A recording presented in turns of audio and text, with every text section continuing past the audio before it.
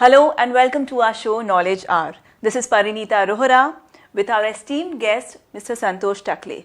Mr. Santosh is a scientific officer at BARC and he also gives he is also a guest lecturer at Nehru Planetarium. He is also a social worker and he runs Takale Charitable Trust in Panvel.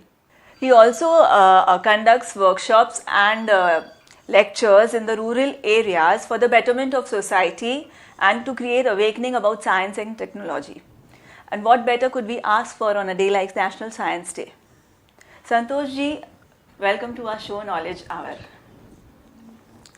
As we all know, every year on 28th February we celebrate National Science Day to commemorate the Raman effect, which our great Indian scientist Mr. C.V. Raman had discovered. Could you tell us something about what is this Raman effect and what is its use in science and technology? Yeah.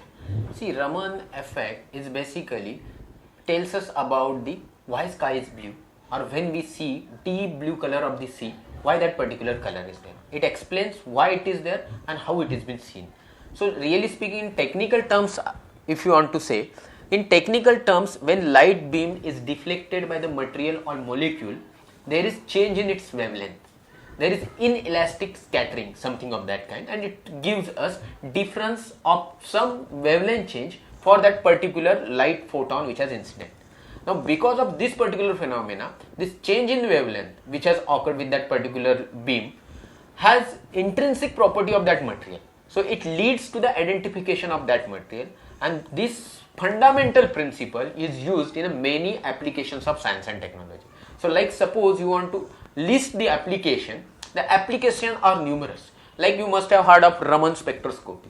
Now, Raman spectroscopy or handheld Raman cameras are used widely in every application, whether it will be material analysis, it's basically called fingerprinting of universe. The way there is for every human being, there is a unique identification by its fingerprints. This is the way we can generate fingerprints for every material by Raman effect. So suppose we generate that particular effect and pattern is available, Raman scanner can be used to detect those materials. It can be explosive, it can be drugs, it can be human tissues which are malignant due to the cancerous thing or something of that kind. So this is how Raman effect is today reached to the billion-dollar business application. How it has achieved so much of importance that 2013 was marked as a landmark in the chemical field by the American Chemical Society to mark that how important this discovery was. 1930 he was given Nobel Prize, and people have really come to know that first time non-white person from the Asia got the Nobel Prize for some achievement in science and technology. It was really remarkable and we really need to celebrate that part. Okay, yeah, we are really proud that Mr. C.V. Raman had got a Nobel Prize for this. But if we go to see, we are connected to science and technology in daily life, in every phase of life. So why do we have to have a special day as National Science Day? Very rightly pointed out, Parinita ji. See, what is important, we use science and technology day in and out. Yes. We use science and technology since our birth to our death. But really speaking, do we remember science and scientists? We remember so many other people who are no way connected to the growth, ensuring safety, security of mankind, but very casually we forget science and technology. And that's the reason the intent of celebrating science and technology is that make everybody feel that science and technology is the main aid for the human safety, security and this satisfied contained life. We need to propagate very important discoveries of those particular recent period. We need to come up or bring forward those science enthusiastic who want to achieve something new, and in real sense we want to have attitude of questioning reason in the common masses, so that at least they will not assist in the development of science and technology, but they will not inhibit or make obstacle in the growth of science and technology. That has been the history of science and technology, that it has been opposed by the common man for whom it has been most beneficial. So that's the reason, that's the main intent of celebrating. So is there any theme that is Do we have any themes for National Science Day? Really, we have themes. In 86, some forum came into existence for developing and nurturing this science and technology by Indian government. 89, approximately 89, they started celebrating this event on a national level. Since 99, they put up some themes with the only understanding that science and technology domain is vast. Being this domain is so vast that we need to celebrate or address upon one single entity. Like suppose you can think of, see, as your screen can see, in 99 the first time it was put up that basically we will work upon the theme our changing earth. So you know, earth is our main system in which we are part of that system, in which earth is main system which is providing us our existence, factors for composing or supporting for the existence. So are we bothering for this earth? Are we studying this earth? Are we understanding changes in this? And similar grounds for particular agenda which is important for that particular era or that particular duration that has been addressed or focused upon. We'll just glance through, we'll go through the skin. 2000, recreating interest in the basic sciences. You know, today's date, job oriented studies are there. So basic sciences are missed, which are actually fundamentally address the science and technology and based on which many applications are built in. Information technology for science and science education. You know, today's date, everything is available on internet. Right. Past era, books were required, some libraries were required. Today's date, you just put it on a Google and anything is available at your desktop. Probably what questions you ask, what I am giving, answers I am giving. Groceries, the questions, shopping, everything. Yes. Shopping part is there, yes. But other technological part is concerned, you understand. If question is asked on the internet, you get the right and proper answer and in very time. You get 10 answers. So it's now up to your discretion, your knowledge level to choose one of them. So that's the inclusive information technologies, wealth from the West. As such, we demark something called West. But in natural resources, everything is resource. There is no West. We have to tell this importance that nothing is West and we can generate wealth from the West. Such experiments are carried out on the project scale. So that was the theme for the 2002-2003 mark 50 years of the DNA invention and IVF, that's the in vitro fertilization, a test tube baby. 2004, encouraging scientific awareness in community, that is what we are talking about, main agenda of the celebration of National Science Day. Right. 2005, again celebrating physics for the achievements made by the Albert Einstein, the genius of the greatest personality till ever, who has given us relativity concept as well as the quantum mechanics, which has changed complete viewpoint of the physics and science and technology. 2006, nurture nature for our future, self-explanatory, I need not tell you what is it.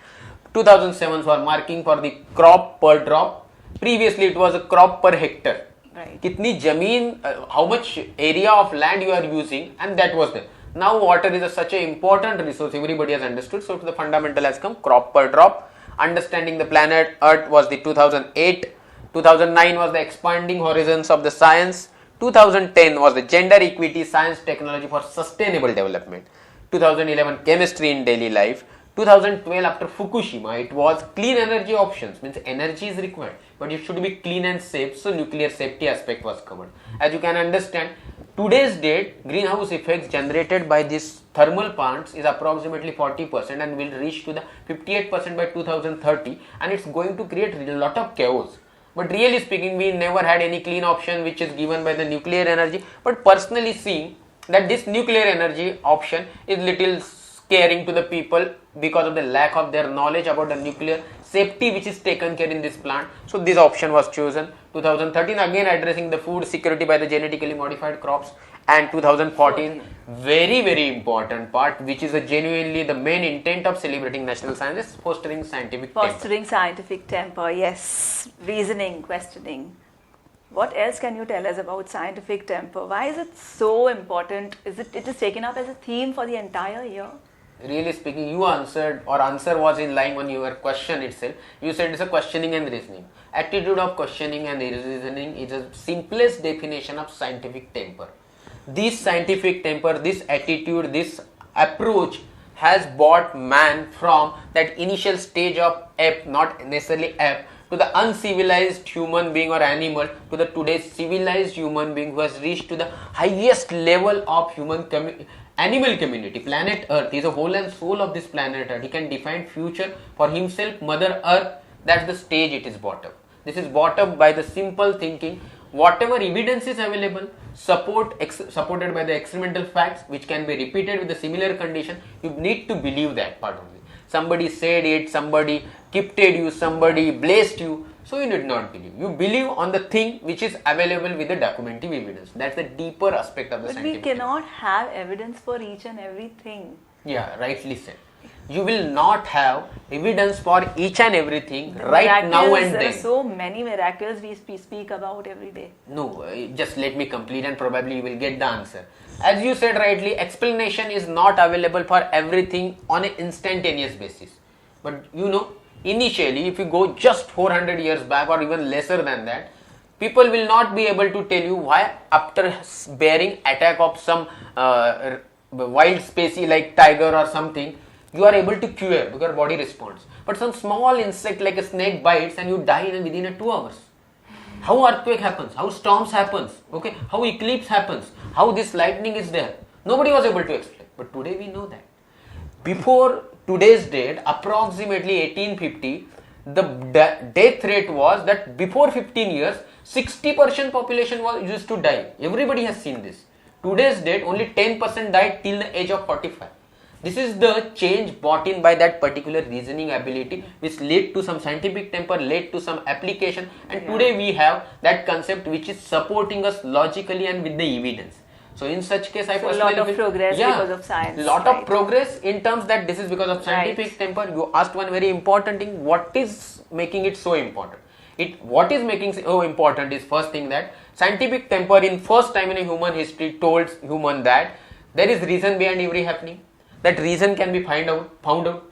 That reason may not be available by instantaneous effect, but later date as you keep working on the topic, you will get the right answer. Cause and effect. Yeah, and that is the surest way, most assured way to attain the knowledge, and that is where we are today. It's all gift of science and technology by human work. No miraculous things. Okay, so just having knowledge about science and technology is enough. We do not need any faith, any religion. Yeah, just I want to draw that is also important. Yeah, see, it's up to your perspective. But let me come to the again basic guideline. For Indian, as an Indian, we have one guideline book available that is called Indian Constitution. Indian Constitution Article 51A specifically mentions that is a fundamental duty in its para H that to promote scientific temper of every Indian citizen. Every Indian citizen need to fulfill this duty, which is a fundamental duty to promote the scientific temper. Now just tell me, this particular part is written in such an important book, the freedom of religion, speech, everything has been given. But to promote such an activity which are based on somebody's faith are not given. Because that book is really addressing the masses for generations and it is defined with that viewpoint. So if we have this documentative evidence, our education system which is value based, the value education again emphasis on the promotion of scientific temper. So just these two supportive facts defined by the Indian government and that to the stalwarts who has defined our constitution, I don't think that then some additional explanation required that why scientific temper is so important. And really speaking, as you said rightly, that faith, religion, religious places and the almighty in those particular field, really speaking it is a debatable always been, but to my knowledge or to your knowledge or some audience knowledge. There has been disadvantage also because of science. Like if you see the best of the criminals are using technology also, and on the other hand you can't just be sure of people being ethical by developing scientific temper. No, I will disagree, but first I will address that why criminals are using technology and in case they are using, how they can be addressed by science and technology or scientific temper or religion. Let me tell you frankly, if you are talking about the ethical behavior, then before science and technology, religion has come into the existence, though science can be defined as a very simple thing. It's a knowledge domain. Application of that suiting to the civilization is a technology. Now it's up to the human being or animal who and how he is using. If I give you a knife, you can cut carrots and make some good halwa out of it. You can put it into somebody's stomach and it will be crying. So it's up to our usage. Scientific temper is giving you that source. So don't you feel religion somewhere teaches you the thin line between right and wrong? Really speaking, what religion has taught, what today we see in a society is based on the crime. There are so many injustice, so many things happening. If religions would have been doing this job so nicely, this situation would not have come. Now think of science and technology. Today we talk about world peace. Today we talk about the importance of the natural resources. We talk about the ethics in terms of the usage of science and technology. These terms are put up by the people who have that inculcated scientific temper. So really speaking, you talk about the ethical behavior, in Hindi it is called Vivek.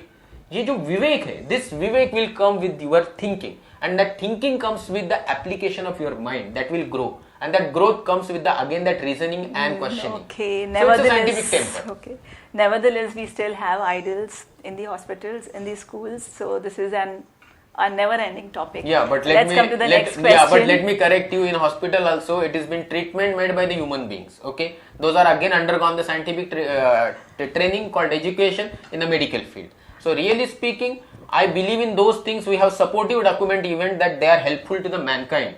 See, I am bothered more about human beings where they help me lot in my day-to-day activity. I am least bothered about the things which don't help and under infatuation and misunderstanding that may be helping. Okay, now it is an era, 21st century, we should come out of all these things probably.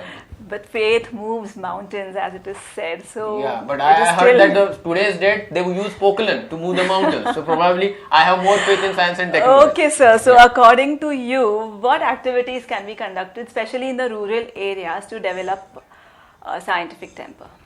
May I ask one question? Why you specifically emphasis on that rural areas? Because in the metros there is a lot of awareness. There's quite a lot of awareness, but in the rural areas there are people who are we are still having misbelief, you are telling, or misconceptions or superstitions. Yes, superstitions. Then let me tell you very frankly, it may be my personal opinion, but may be applicable to the society. The superstition, misconceptions are lack of knowledge. It can be in the rural society, it can be in the urban society. You must have heard of Gadge Baba, okay, Gadge Maharaj, whatever.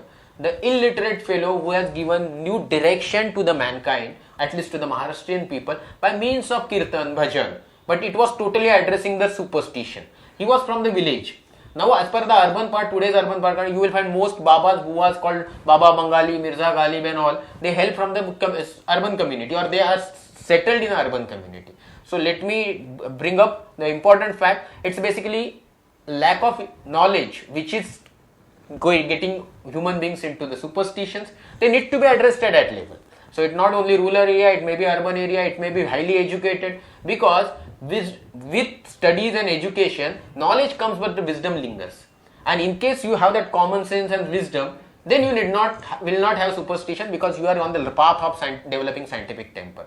So for those who are missing it, we need to have probably science day activity. What people are doing? They are doing basically, they are conducting workshops, science exhibition, poster shows, so that the students at a young age will get into this particular discipline. As far as the masses is concerned, I personally do that activity. I have delivered more than 450 lectures addressing some 20-30 topics, or addressing approximately 1 lakh population on my own. This is again an interest and called science communication. So in this, what experience I got, I personally felt that if you tell people in a science in a very lucid, systematic and interesting, they will love, they will follow it, they will try to cultivate that part in their brain, and that's called the cultivation or inculcation of a scientific temperament. Now in this particular contest, I personally feel, by chance you know Dr. Arvind Gupta? He's a fellow who's in IIT pass out, dedicated himself to the propagation of science in the rural areas. He makes scientific toys based on the thresh, waste out of wealth. Okay, it's a wealth which is multiplying. So you see him on YouTube or various videos he has put up, various views he has got, and terrific, excellent, the best work in a era of human civilization he must have conducted.